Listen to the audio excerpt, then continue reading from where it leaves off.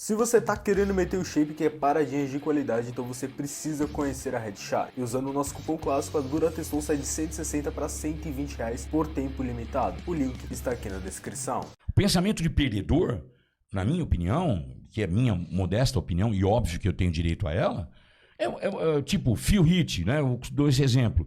Phil Heath foi 7 vezes Mr. Olímpia. Para mim, ele era o 8º fácil. Já falei 1 milhão de vezes. E por isso que eu sou polêmico, porque eu sou árbitro. Então, eu posso falar de arbitragem. Eu sou árbitro há 24 anos. E aquele então, gut? Você entende? Eu não sou um especulador. Pode ser que seja um polêmico, mas não me fala que eu não entendo daquilo. Pelo amor de Deus. Mas Não, e aquele gut dele? Aquilo não dá uma... Pô, eu acho feio, cara. Todo respeito, mas... Concordo. Imagina um árbitro com 3 notas para dar numa folha pronta. Não existe transição de poses. Não tem como você penalizar ele.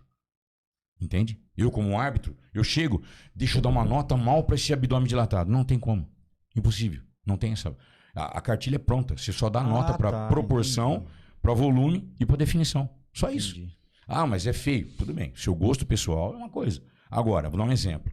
Campeonato de músculo. Não é campeonato de cintura fina. Mas a cintura fina é bacana.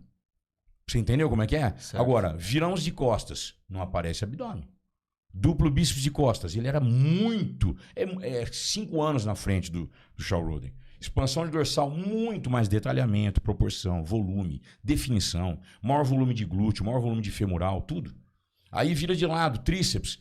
De lado, com o abdômen e tudo. O tríceps dele é 15 vezes menor que o Shawn Rhoden. O femoral dele era uma bola pendurada, bem diferente do Shawn Rhoden. Então, quer dizer, aí você fala, já deu 3 poses, eu já dou 3 motivos para não ter problema de dilatação. Por quê?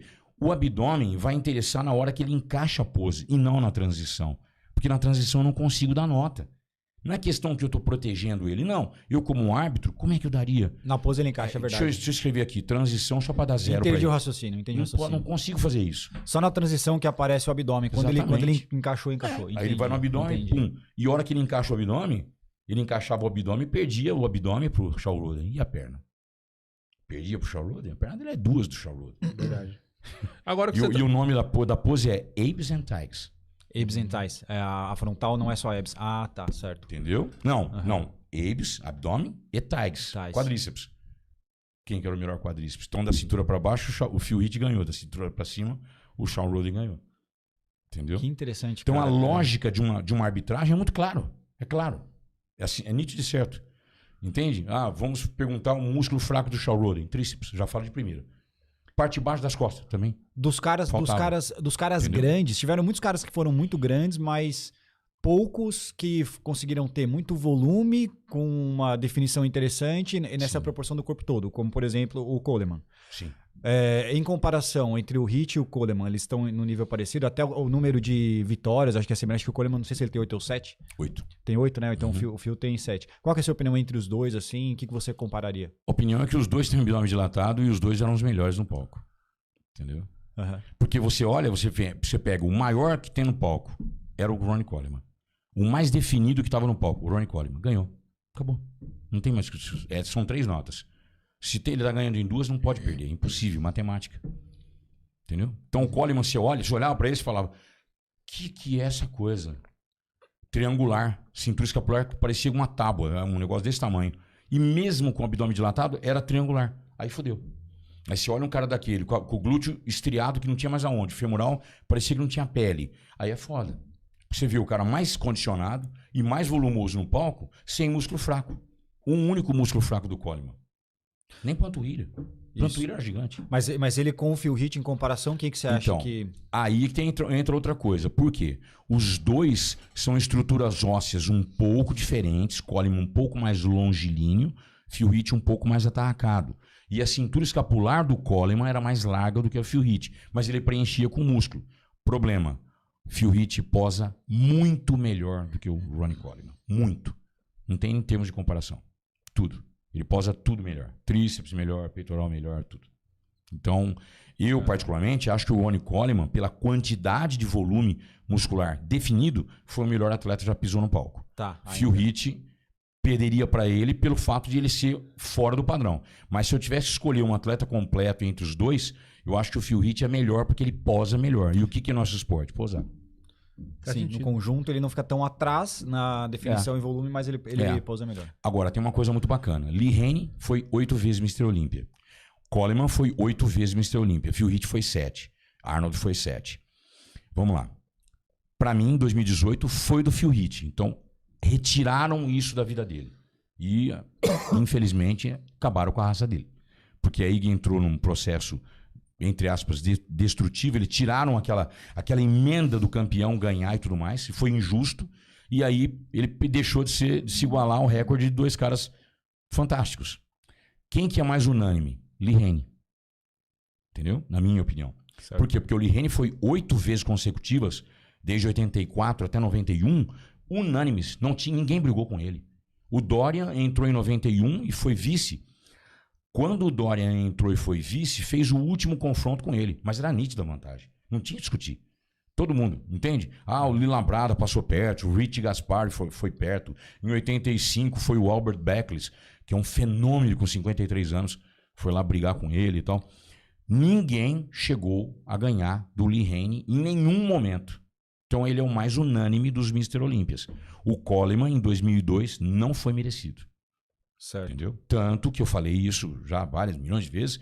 2002 ele perdeu tanto pro Kevin Levrone, que foi o vice, que todo mundo queria que ele ganhasse, mas para mim o melhor era o Gunther Schlierkamp, que eu tive o privilégio de treinar com ele aqui no Brasil, quando ele veio em 2006. O Coleman, em 2002, ele já estava finalizando a carreira, né? Não. Por incrível que... Aí que tá o negócio. Por isso que o cara é tão espetacular, velho. Em 2001, ele já brigou com o Jay Cutler, que aí foi uma... Todo mundo falou que talvez o Jay devia ter ganhado e tal. Eu não concordo. Mas aí é discutível, porque o Jay realmente estava excepcional.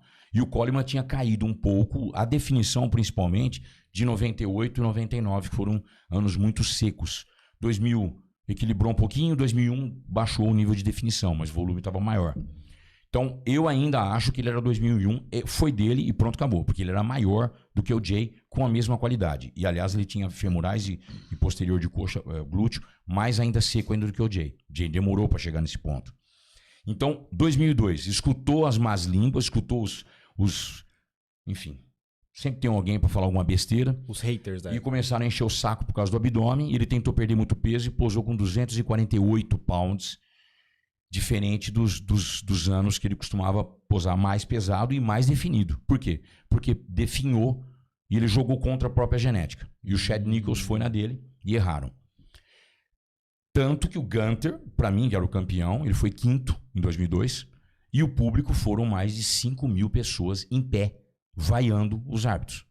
Foi a maior ovação da história do Mr. Olympia. E ele...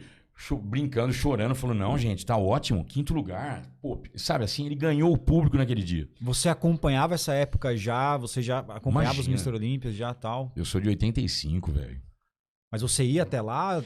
Eu ia. Não, em 2002 eu não ia. Não, em 2002 não. Não tava indo para os Estados Unidos. Na verdade, as primeiras viagens minhas foram em 2008. Né, pra Grécia, quando eu fui competir. Que era uma coisa muito restrita, né, cara? Pra acompanhar, não sei, na televisão é difícil de assistir, talvez em revista que você comprasse. Era uma coisa. Hoje é mais comum, mas era muito nichado nessa época. Muito. Então, em 2002, o Gunther, ele foi 5º. E eu já sabia disso, ele era o mais definido e o maior, que é exatamente a vantagem que o Coleman tinha sobre todo mundo. Então, foi ovacionado e tal. Se desse em primeiro pro Kevin Levrone, segundo pro Gunther, também estava bom. Mas para mim era Gunther em primeiro, com toda certeza. Zero dúvida. O que aconteceu?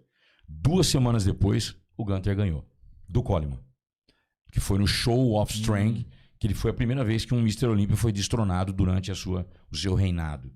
E foi o Gunther que destronou ele. 2 semanas após o Mr. Olympia. Poucos dias então, depois, não. Tem uma lógica o que eu tô falando, sabe? Mas aí, enfim. E o Phil Heath, ele praticamente todos os Mr. Olympias, mesmo com a disputa acirrada com o Dexter Jackson em 2015 e com acirrada em 2018, mas aí foi a infelicidade dos árbitros. E em 2014 também teve uma briga, 2013 teve uma briga também forte com o Kai Green, que foi o grande rival dele, né? Para mim é o único cara que chegou realmente no Phil Heath. Bem mais que os outros. Bem mais que Shaw Roden. Bem mais que Shaw Roden. Sem comparação.